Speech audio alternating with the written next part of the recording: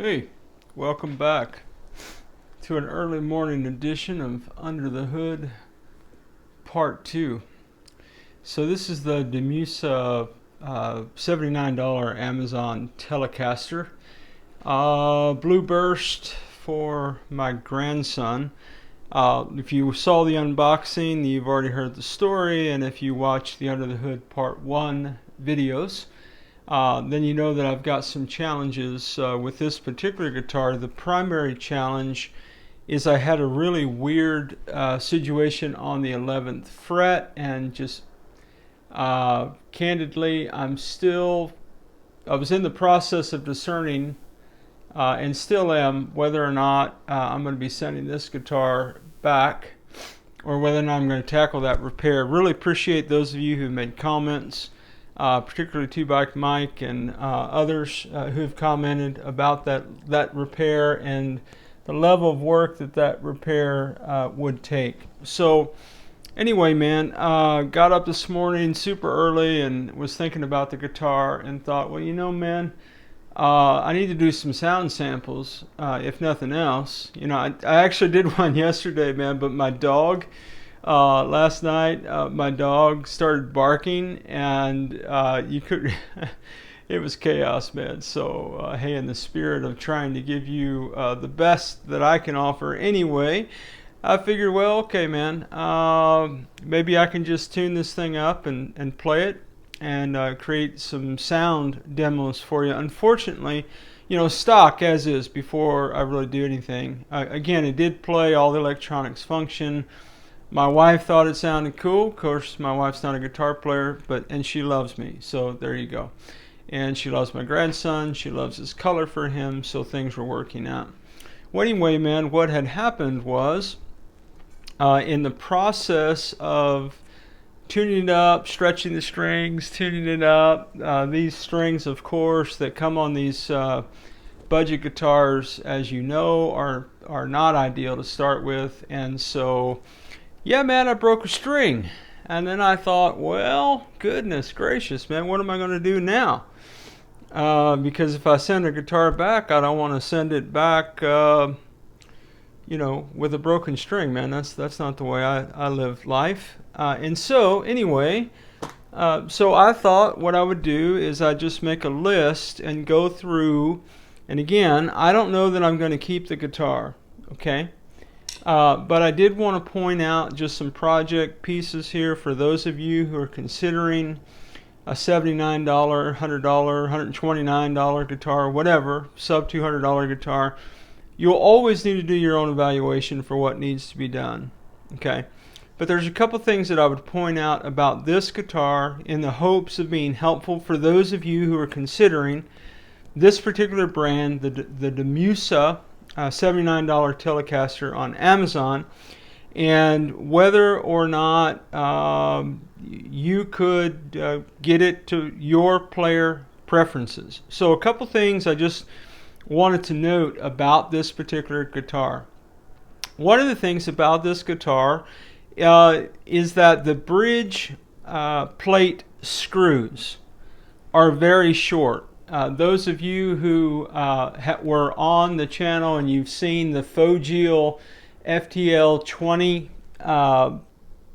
videos, that playlist is below should you need that information. I have, when I took that guitar apart in the under the hood portion of those videos, one of the things that I noted was the bridge plate screws, the screws that hold the bridge plate into the body of the guitar, were very short, probably half an inch or a little over half an inch.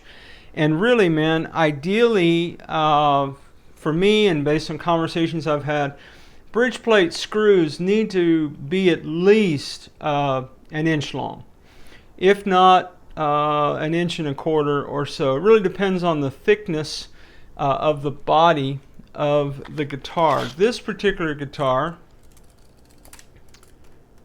yeah, she's not exactly about a little over 1.5 inches thick. So typical Telecaster would be just a little bit thicker than that. Of course, it varies on the brand and all those kind of things. And this is not going to be a Fender spec kind of a guitar, nor do I think that it has to be. Okay, so the bridge plate screws is probably something that I would, if I was making a list of what do I need to do here, what would I like to do? Do you need to do that? I would need to, because I would want to. And so anyway, that would involve getting the right drill bit. That would be involved ordering the 4 screws that are at least an inch long, drilling out those holes a little bit very carefully, and reseating the bridge plate. Okay, now the ashtray itself is actually pretty sturdy. Some ashtrays on budget guitars can be pretty thin and kind of easy to manipulate. This is not. This is very hefty, very sturdy. That's all good. The 2 other things that I would do to this guitar, if I were keeping it and I were fixing it, particularly for my grandson, there's 2 things. One is the screws here that hold the saddles. The saddle screws, the long way screws here, are super long. Okay, so now if I were keeping this guitar, I would put Goto brass compensated saddles on it, or Wilkinson, but Goto is my go-to, so that's what I would do. And it will come with screws that are shorter. Okay, I think it's like $15. You don't have to do this, player preference. Okay, but I like brass compensated saddles, not saddles like this. The second thing is that the screws for the saddle, this guitar out of the box was set up super high. So I was in the process of lowering the saddles and retuning when I broke the string. So the screws for the adjustment of the saddle height are pretty long. So if and when I get this set up for my grandson, I don't want screws sticking up where he can come down here and grab his hand. Okay, I don't want him to get cut by these screws. So you can also buy shorter screws, saddle screws, for the adjustment height. Just tidbits that I'm giving you this morning. Okay, so if I were keeping the guitar, again, if I got the replacement brass saddles, it would come with screws. It would come with both the long screw and the adjustment screws, clearly. Okay.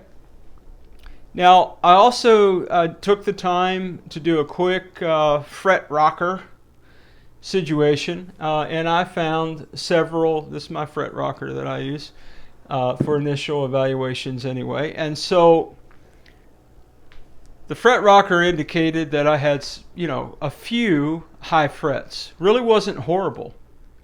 It's actually not bad, but enough where if I'm keeping this guitar, I'm going to want to do a complete fret level on it.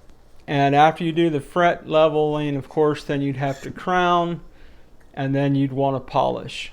Okay, so just know that you'll need some basic tools for that. You'll need some kind of file, and you can. I know that you can do your research, and there's other tubers out here, man, who do this kind of thing, and they show you how to do it, and I may or may not do that down the road. But yeah. So what I would do is I would level the frets, and then I would crown the frets, and then I would polish the frets. Sean at Scar My Guitar, I saw him using this little handheld Dremel and some polish, and so I've started doing that to guitars. So I would do that to this. Now again, this guitar, again, full disclosure, I have this weird 11th fret, so that's why I may or may not be keeping the guitar. All right, so then the other thing to keep in mind is that I noticed that the nut slots, the string slots on the nut, are too high. So if this guitar were stringed up, if you fret the third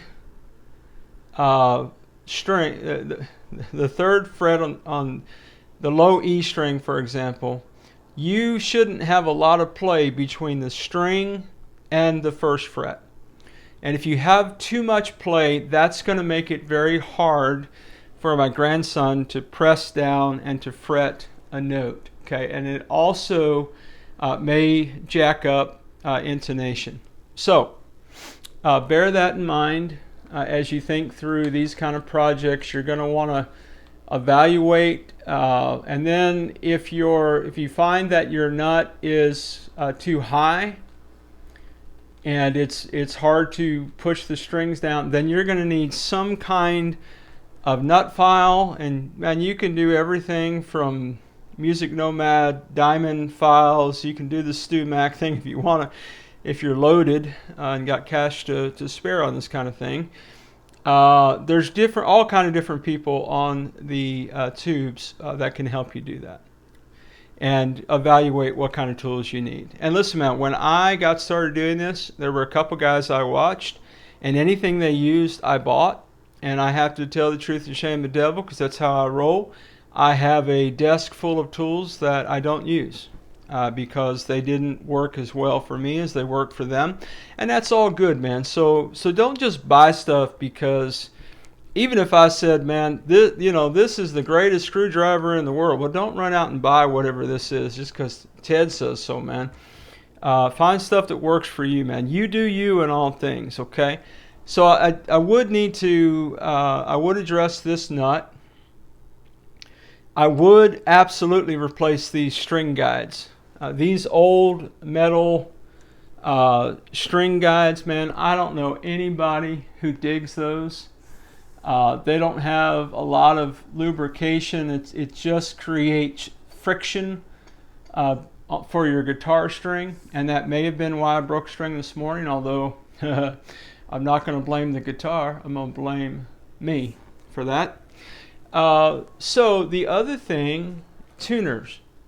So again, and you'll have, these are all things that you would have to assess. Okay, so there's a couple things on the tuners that you'd want to do. You want to make sure when you get a new guitar that these screws that are holding the tuners in place are tight. Okay, not overly tight. You don't want to strip the screws, but you want to get them where they're taut, where they're tight.